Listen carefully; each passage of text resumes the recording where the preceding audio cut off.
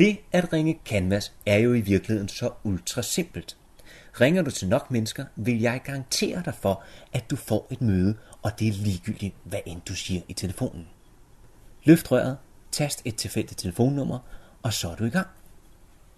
Du vil kunne opleve at komme ind i en telemarketingafdeling, hvor de ringer fra morgen til aften, og ikke beskæftiger sig med andet end at ringe Canvas. Og der er det ikke altid personen, der er mest velformuleret og med den bedste salgsteknik, der lukker flest møder.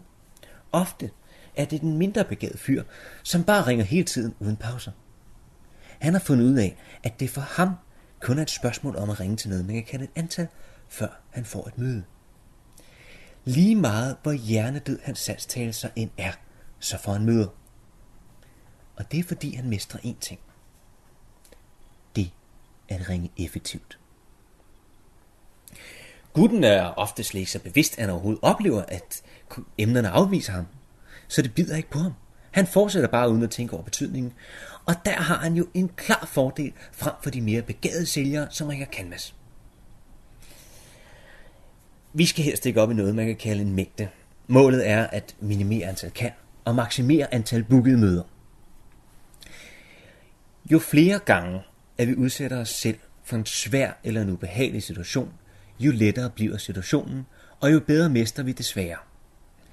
Det at ringe effektivt Canvas er en færdighed, som alle kan lære. Det handler om at kunne kontrollere sine tanker, hvilke betydninger vi giver de afvisninger, som vi får. Hjerneforskere har fundet ud af, at når et menneske er presset eller måske lidt på glatis, ja, så er indlæringsevnen faktisk enormt høj, hvilket betyder, at vi øger vores intelligens ved at presse os selv. Det er naturligt for de fleste mennesker ikke at bryde sig om at blive afvist. Og derfor vil det også tage lidt tid for de fleste at lære deres hjerne ikke at tage sig af de afvisninger, som Canvas giver. Perfekt afvisningshåndtering er en evne, som kræver mange gentagelser at udvikle, indtil det føles naturligt og bliver til en færdighed.